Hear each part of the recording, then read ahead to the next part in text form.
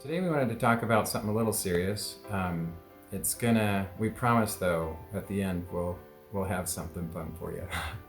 So we wanted to talk about the concept of the 5 mistakes a minute. And I know some of you guys have heard this, so don't roll your eyes. We're gonna go a little further with this, and I think that this is gonna be something that you're gonna love. So first off, the story.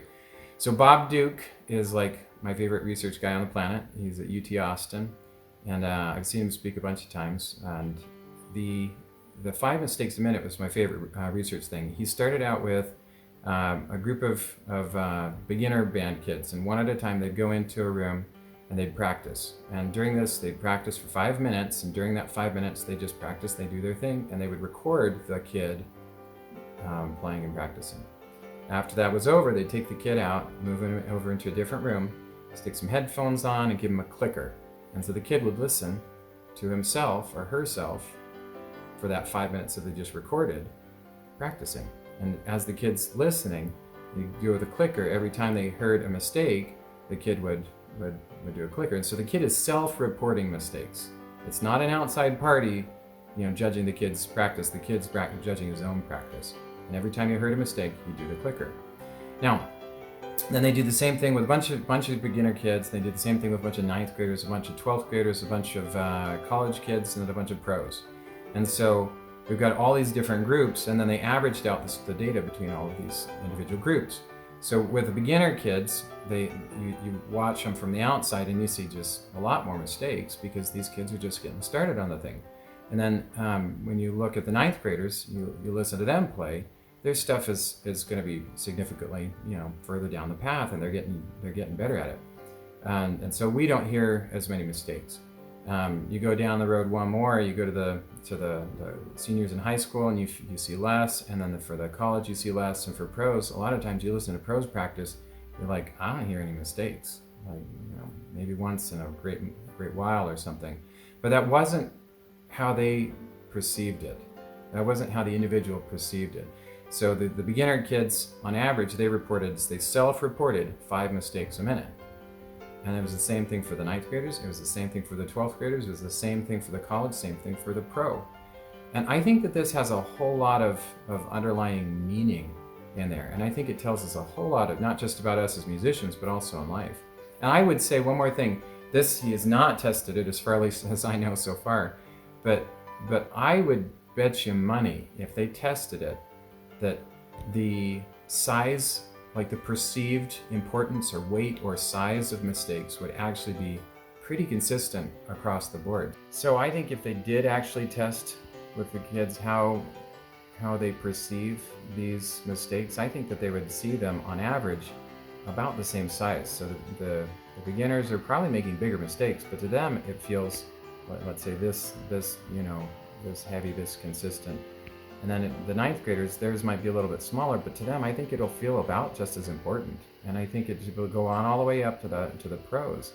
That if this pro has, to us, what we perceive as a really, really small mistake, to them, it still matters, and it still counts, and it's still like meaningful. And so as we compare these, and we look at this, like in life, you're going to have all kinds of mistakes and stuff that you don't like results that you did not want. And it's going to be meaningful for you, regardless of wherever you are on the path. If you're on the beginner portion of the path, or if you're on the expert portion of the path.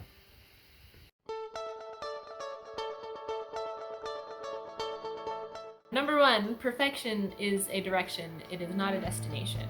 So there's not going to be one day when you wake up and you think, wow, I am now a perfect musician. I have reached it. You're going to keep walking down the path, chasing perfection. So it's really important that you do not tie your self-worth to your perfection because it is a direction. It's something you're going to be continually chasing. So if you get upset with yourself because you're not perfect yet, that's just going to lead to a lot of frustration and unhappiness. It's much more healthy to recognize that, okay, I'm not perfect yet, but I'm still working towards it. Knowing that perfection is a direction doesn't mean that we should just settle for mediocrity. That also leads to a lot of unhappiness if you just decide, well, I'm not going to be perfect, so I'll just be okay. We should always still be striving to be perfect and walking down the road of perfection, even though we know that it's a direction and not a destination. Too often when we make mistakes, our response is, I made a mistake, so I must be stupid. Instead, we need to reframe that response to, I made a mistake, so I must be human. You made a mistake. Welcome to the human race. The ideal response to a mistake is to use that mistake as a guidepost for the direction that you want your life to take.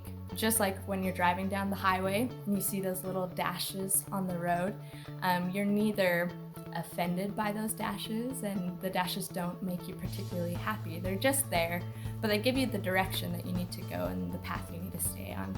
Mistakes can be viewed the same way. They don't have to make you super upset, and they're not going to make you happy, but they will give you the direction that your life needs to go in. Okay, so this leads us kind of to the big problem. We're looking for awesome. We're looking for perfection. That's our goal. But at the same time, we know that we're never going to get it.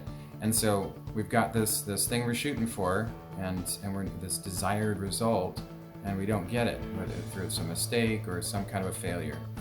And so where does the happiness in life come in if we don't get what we were looking for? And I think that the big thing we're looking for in this case is, and this is the fourth thing on our list, we need to acknowledge and document growth.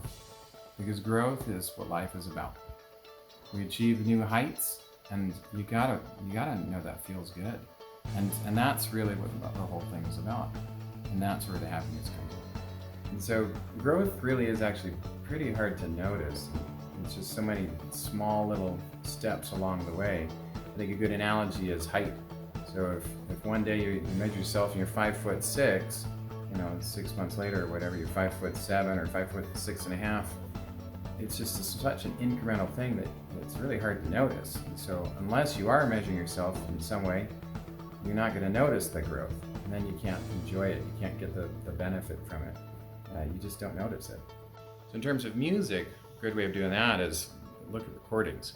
So we were all encouraging you to record yourself when you practice. I would say keep some of those recordings, and then listen to yourself another year down the road or 2 years down the road, and you're going to hear a pretty significant difference. And honestly, hearing that difference is something that feels good.